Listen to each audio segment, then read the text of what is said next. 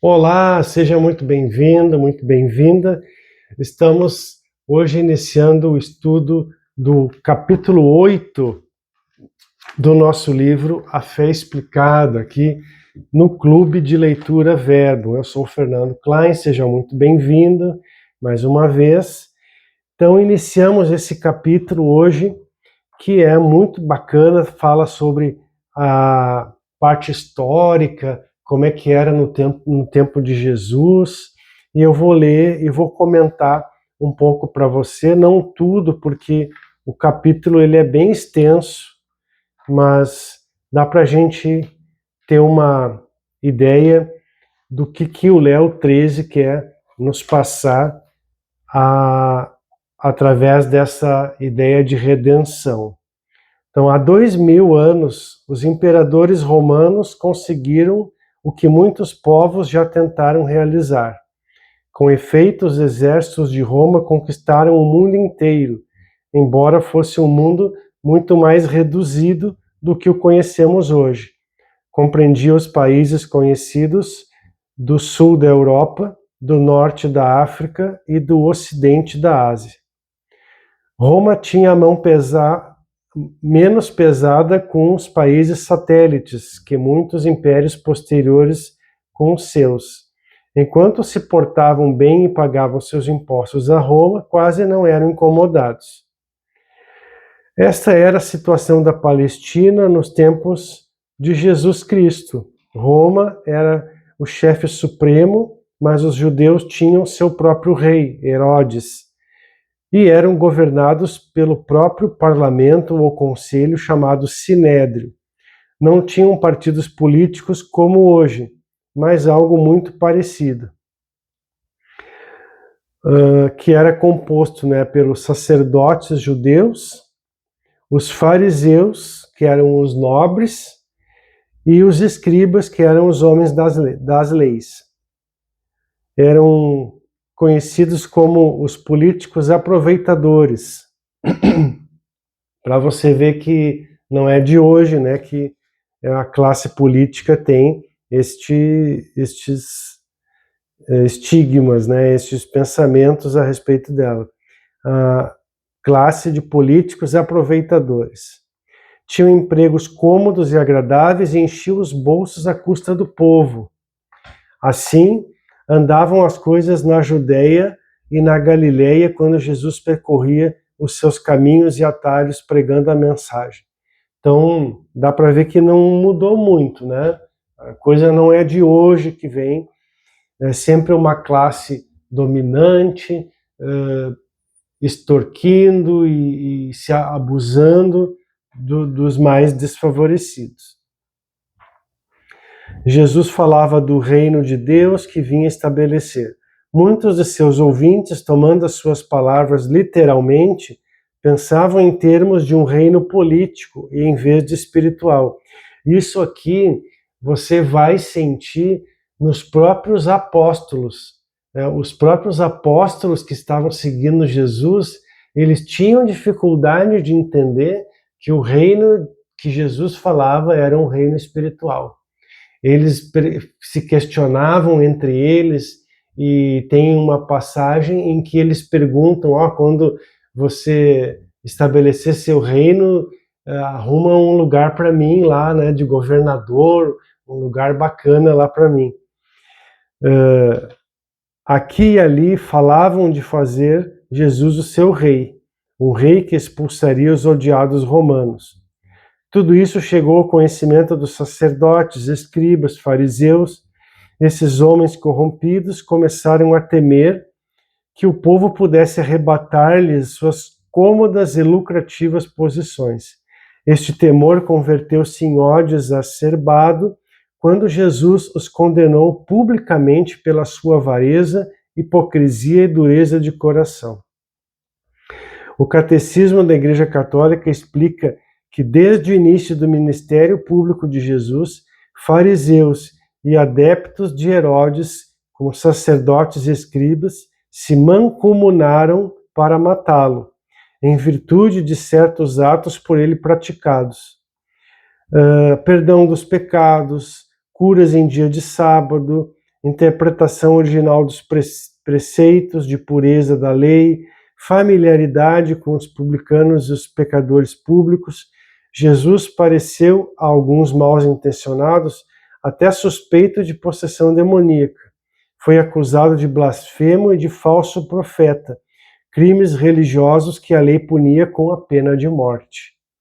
Começaram então a pensar de que modo podiam fazer calar esse Jesus de Nazaré, que lhes tirava a tranquilidade. Várias vezes enviaram sicários para matá-lo. Sicários é nada mais, nada menos do que matadores, né? Pessoas que eram profissionais. O sicário é um profissional para matar as pessoas, né? Eles tinham até tabelinha, né? Quanto que cada um custava para matar. Esse é o sicário. Onde é que eu estou aqui? Finalmente começaram a procurar um traidor, alguém suficientemente íntimo de Jesus para que pudesse entregá-lo às suas mãos sem falhar. Um homem cuja lealdade pudesse ser comprada, o Judas Iscariotes era o homem. Então, aqui eu fico pensando assim, né? Quando mandaram sicários para matar Jesus, eu fico pensando talvez quantas vezes tentaram matar ele e ele conseguiu escapar. Né? Então, quantas escapadas da morte ele teve, quantas vezes ele deve ter recebido uma mensagem, né? Vai por aqui, vai por ali, para se escapar, né? Dessas tramóias, né? A tarefa do Judas era de revelar as verdades. Infelizmente para ele, dessa vez tinha chegado a hora de Jesus. Né? A tarefa de revelar as verdades divinas aos homens estava concluída e ele encerrara a preparação dos seus apóstolos. Agora esperava a chegada de Judas, prostrado no seu próprio suor de sangue. Sim, no Monte das Oliveiras, né? Estava lá orando, aguardando o momento da chegada dos soldados, né? Um suor que o conhecimento divino de agonia que o esperava lhe arrancara do organismo físico angustiado.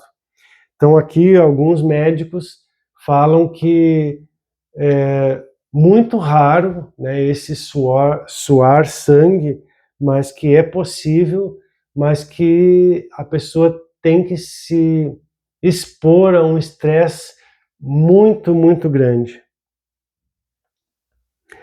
Então, aqui, porém, mais do que a presciência da sua paixão, a angústia que o fazia suar sangue era produzida pelo conhecimento de que muito deste sangue seria derramado em vão.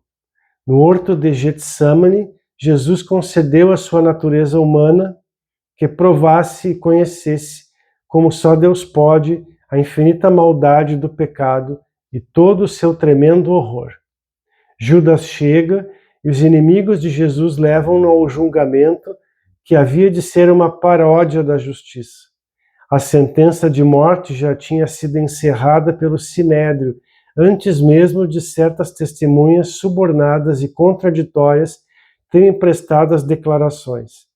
A acusação era bem simples. Jesus proclamava-se Deus e isso era uma blasfêmia. E com a blasfêmia era castigada com a morte, e para a morte deveria ir.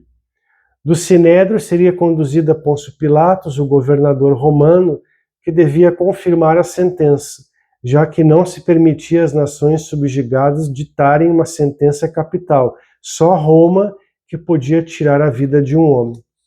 Quando Pilatos se negou a condenar Jesus à morte, os chefes judeus ameaçaram-no de criar dificuldades, denunciando a Roma por incompetência.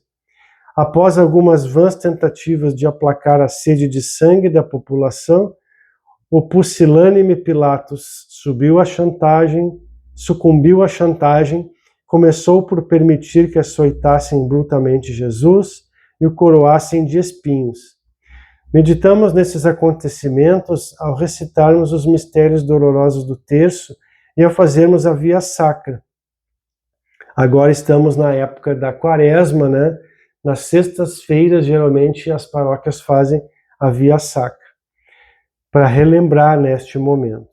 Também meditamos no que aconteceu no dia seguinte, por volta do meio-dia, quando ressoou no Calvário o golpear dos martelos e o torturado Jesus pendeu da cruz, durante 3 horas, morrendo finalmente para que nós pudéssemos viver, nesta sexta-feira que chamamos de Santa. Enquanto Jesus não morresse na cruz em resgate pelos pecados dos homens, nenhuma alma podia entrar no céu. Ninguém podia ver Deus face a face. Como, não obstante, tinha existido muitos homens e mulheres que haviam crido em Deus e na sua misericórdia e guardado as suas leis, essas almas não haviam merecido o inferno e permaneciam, até aquele momento, num estado de felicidade puramente natural, sem visão direta de Deus. Eram muito felizes, mas com a felicidade que nós poderíamos alcançar na Terra se tudo nos corresse perfeitamente bem. O estado de felicidade natural em que essas almas aguardavam a completa revelação da glória divina chama-se limbo. A essas almas Jesus apareceu enquanto seu corpo jazia na sepultura para lhes anunciar a boa nova da redenção. Desceu à mansão dos mortos, então retirou dessas almas, deu a elas a plena felicidade.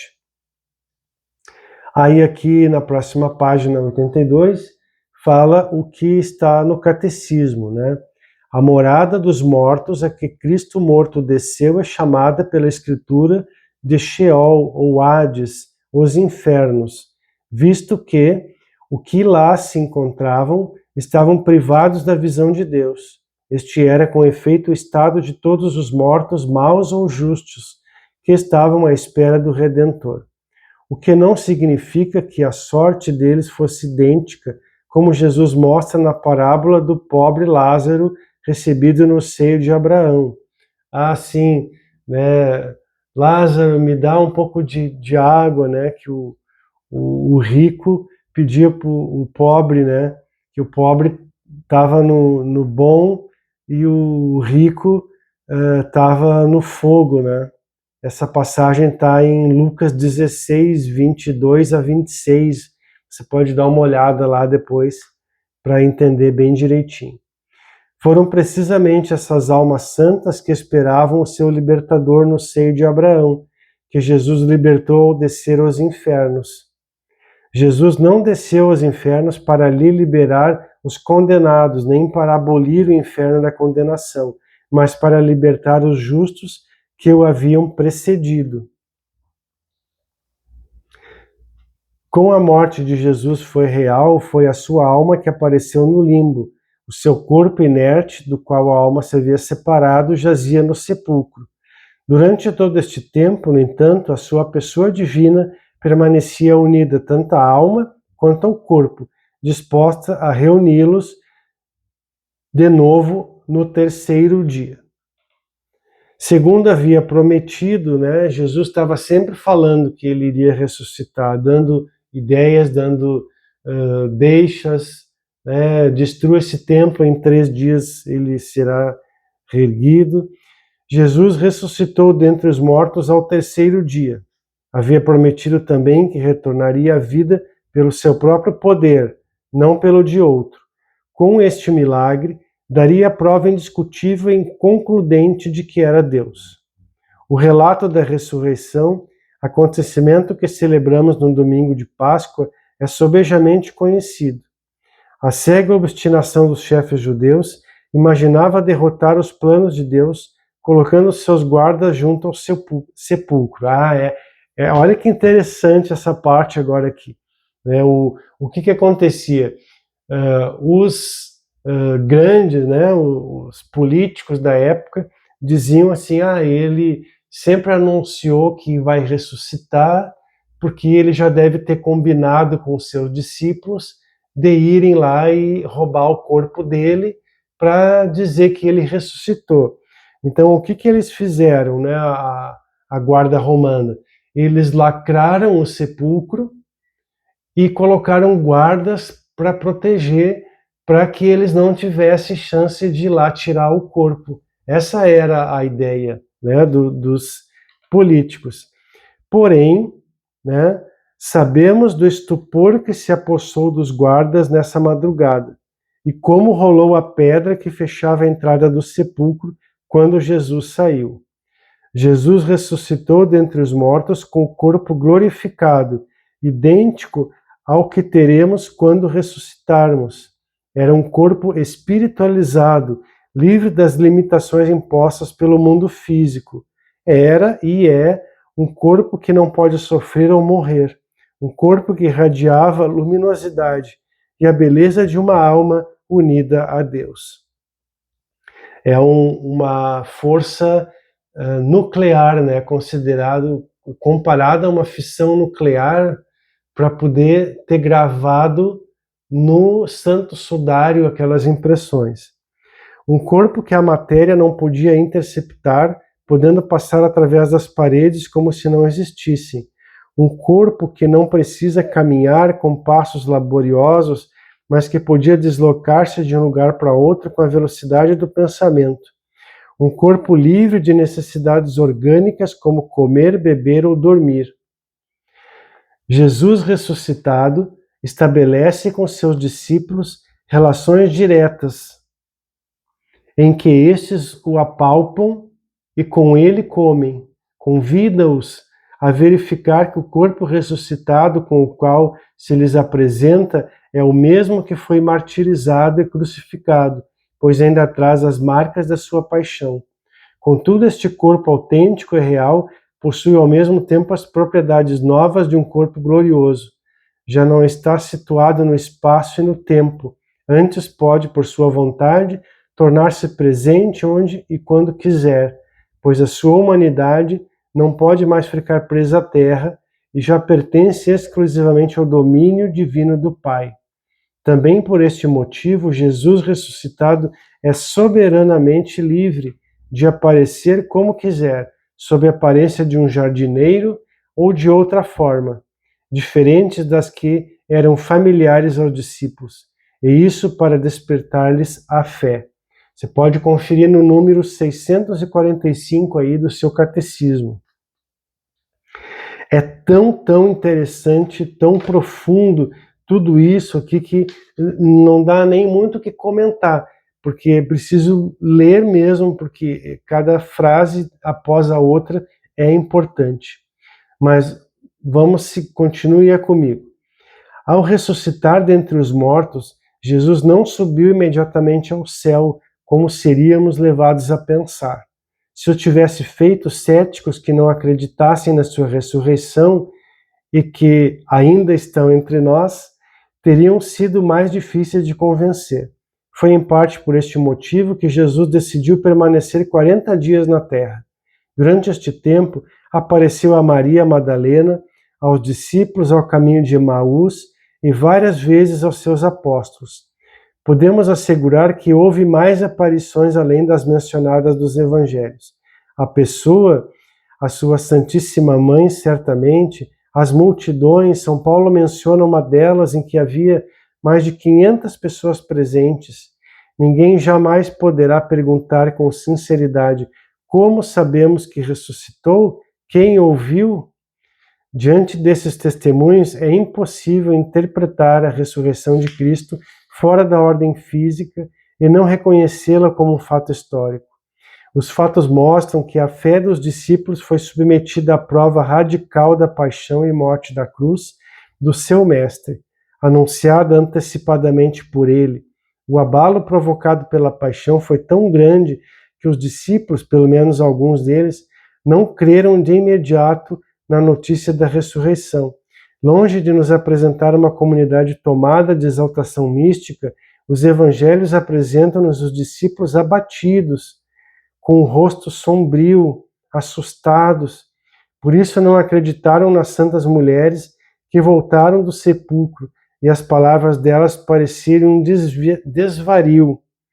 Quando Jesus se manifestou aos 11 na tarde da Páscoa, censurou-lhes a incredulidade e a dureza de coração por não terem dado crédito aos que o tinham visto ressuscitado. E os primeiros que viram Jesus ressuscitado foram os guardas, que eram de outra religião, né? Que eram crentes de outros deuses. Isso também é interessante a gente pensar. E também no nascimento de Jesus, os primeiros que foram visitá-lo também eram praticantes de outras religiões, que eram os magos, né? Que tinham outra fé, outra crença. Então, Jesus, quando aparece primeira vez fisicamente, ele é recebido pelas pessoas de outras religiões, os magos.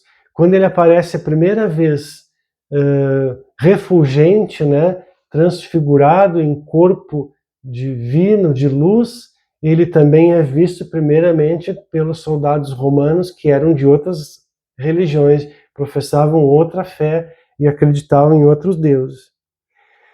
Mesmo confrontados com a realidade de Jesus ressuscitado, os discípulos ainda duvidam, pensam estar vendo um espírito por causa da alegria, não podiam acreditar ainda e permaneciam perplexos. Confirma lá em Lucas 24, versículo 41. Você dá uma olhada lá na sua Bíblia. Deixa eu achar aqui. Lucas 24, 11, 12, 16, 24. É o último capítulo. Aonde? 24, 41. Bem no finzinho mesmo aqui, ó. Porque não creram ainda, tão cheios de alegria e de espanto, ele lhes perguntou: Você tem aqui algo para comer? Deram-lhe um pedaço de peixe assado e ele o comeu na presença deles. E Jesus disse: Foi isto que eu falei enquanto ainda estava com vocês. Era necessário que se cumprisse tudo o que a meu respeito está escrito na lei de Moisés, nos profetas e nos salmos.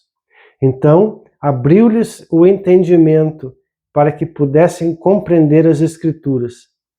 E ele lhes disse: Está escrito que o Cristo haveria de sofrer e ressuscitar dentre os mortos no terceiro dia, e que em seu nome seria pregado o arrependimento para o perdão de pecados e a todas as nações, começando por Jerusalém. Vocês são testemunhas destas coisas. Eu envio a vocês a promessa do meu Pai, mas fiquem na cidade até serem revestidos do poder do alto. Tomé experimentará a mesma provação da dúvida. E quando da última aparição na Galileia, referida por Mateus, alguns ainda duvidavam, em Mateus 28, 17. Por isso a hipótese segundo a qual a ressurreição teria sido um produto da fé ou da credulidade dos apóstolos carece de consistência. Muito, muito. Muito pelo contrário, a sua fé na ressurreição nasceu sob a ação da graça divina, da experiência direta da realidade de Jesus crucificado. Está lá no número 643 do Catecismo. Além de provar a sua ressurreição, Jesus tinha outra finalidade a cumprir nesses 40 dias: completar a preparação e missão dos apóstolos. Na última ceia, na noite da Quinta-feira Santa, tinha-os ordenado sacerdotes. Agora, na noite do domingo de Páscoa, complementa-lhes o sacerdócio, dando-lhes o poder de perdoar os pecados. Quando lhes aparece em outra ocasião, cumpre a promessa feita a Pedro e faz dele o chefe da sua igreja. Explica-lhes o Espírito Santo, que será o Espírito dado de vida na sua igreja. Traça-lhes as linhas gerais do ministério que terão de exercer e, finalmente, no Monte das Oliveiras, no dia em que comemoramos a quinta-feira da Ascensão, dá-lhes a missão final de ir pregar ao mundo inteiro, abençoando-os pela última vez, e sobe aos céus. Então, é maravilhoso essa parte aqui do livro, o 8º capítulo, né? Se você está curtindo aqui os nossos encontros, né? Peço que você coloque aí nos comentários o que você está achando das leituras comentadas, né? vai ter capítulos que vai ter mais comentários, vai ter capítulos que vai ter mais leitura, como este, por exemplo, mas conto com você aí, com a sua participação nos comentários, deixando o seu like. Também agora a gente tem a lojinha aqui do nosso curso, né, do Verbum, que você pode ali comprar alguns produtos que eu coloquei ali, que são produtos que eu acho legal, que eu uso, que eu gosto, que eu recomendo. E aí você também está colaborando aí com o nosso canal, tá bom? Lembrando também que você pode mandar um valeu, né? Tem ali nos 3 pontinhos, por ali você procura e encontra um valeu que você pode também contribuir aí ajudando a gente.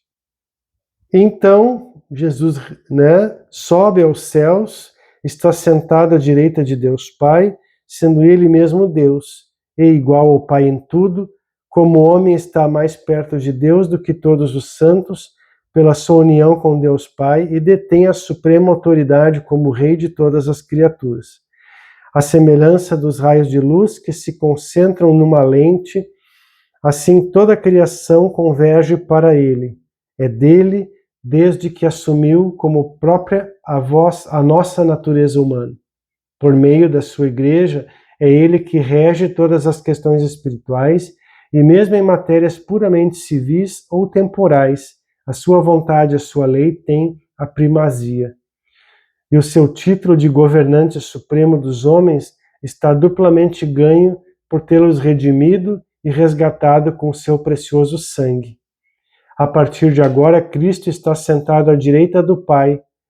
Por direita do Pai entendemos a glória e a honra da divindade, onde aquele que existia como Filho de Deus, antes de todos os séculos, como Deus e consubstancial ao Pai, tomou assento corporalmente, depois de se ter encarnado e de ter sua carne glorificada. Ao sentar-se à direita do Pai significa a inauguração do reino do Messias, a realização da visão da profecia de Daniel a respeito do Filho do Homem. A ele foi outorgado o império, a honra e o reino, e a todos os povos, nações e línguas, eles o servirão. O seu império é o império eterno que jamais passará, e o seu reino jamais será destruído. Daniel, capítulo 7, versículo 14. A partir deste momento, os apóstolos tornaram-se testemunhas do reino que não terá fim.